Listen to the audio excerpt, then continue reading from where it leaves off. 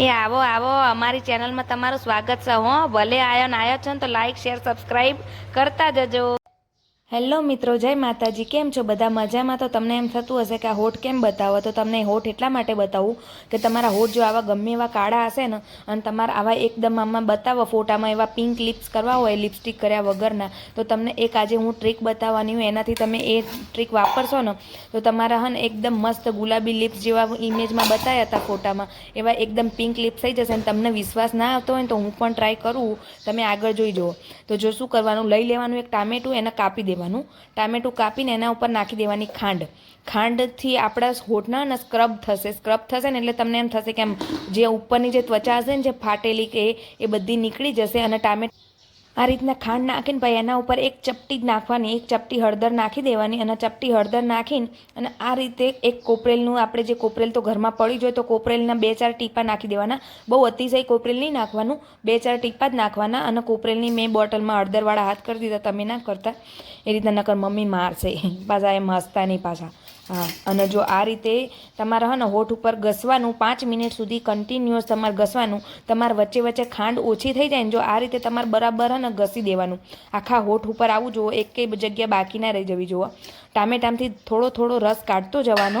આપણે જે લીંબુ નીચોઈએ ને એ રીતે થોડો થોડો રસ કાઢતું જવાનું. અને એના ઉપર હોઠ ઉપર સ્ક્રબ થાય ને એ રીતે ખાંડ ફેરવવાની. એટલે એનાથી હે ને તમારે સ્ક્રબ થશે ને તો ઉપરની જે ત્વચા હશે ને એકદમ કૂણી કૂણી થઈ જશે ને, એટલે એકદમ નરમ થઈ જશે. એટલે મસ્ત હોઠ તમારા એકદમ ઓલા અંદરથી નીખરી આવશે.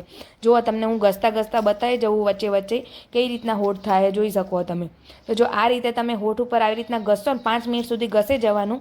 અને તમને વચ્ચે વચ્ચે તમારે ખાંડ લેતું જવાનું, કેમ કે ખાંડ તમે જેમ જેમ ઘસશો ને એમ એમ ખાંડ ઓગળતી જશે. તો તમારે મારે તો 2-3 વાર લેવી પડે 5 મિનિટમાં.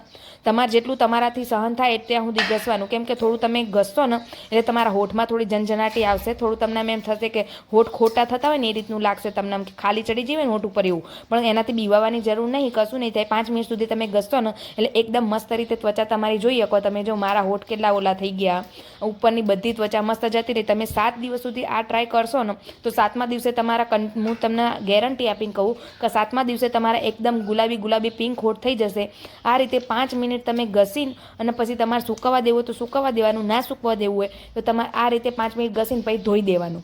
ધોઈ દેશો ને એટલે તમને હું રિઝલ્ટ બતાવું વિડીયોમાં. જો તમે જોઈ શકો મારા હોઠ, મેં કોઈ લિપસ્ટિક નહીં કરી કે નહીં કશું જ કર્યું. તમે જો મને હોઠ આમ એટલે આમ થાય કે ફીલ થાય કે મારા હોઠમાં કંઈક આમ ઝંઝનાટી થતી હોય ને એવું થાય, પણ તમારે બીવાવાની જરૂર નહીં. જોઈએ કહો તમે 7 દિવસ તમે કન્ટિન્યુઅસ આ આઈડિયા ટ્રાય કરશો ટ્રીક, એટલે તમારા હોઠ આ રીતે થઈ જશે. લિપસ્ટિક કરવાની જરૂર નહીં પડે. લોકો તમને એમને પૂછશે કે લિપસ્ટિક કઈ લગાવી, પણ તમારે એમ કહેવાનું કે મેં કોઈ લિપસ્ટિક નહીં લગાવી. તમે જોઈ શકો. ચલો, તમને મારો વિડીયો ગમ્યો હોય તો લાઇક કરતા જજો, શેર કરતા જજો અને સબસ્ક્રાઈબ કરજો. અને કોમેન્ટમાં જરૂરથી લખજો કે તમે કઈ કઈ જગ્યાએથી મારા વિડીયો જુઓ અને તમને મારા વિડીયો કેવા લાગે. કોમેન્ટ જરૂરથી કરજો. તો જોઈ શકો તમે મારા હોઠ એકદમ મસ્ત થઈ ગયા. ચલો આવજો, બાય બાય.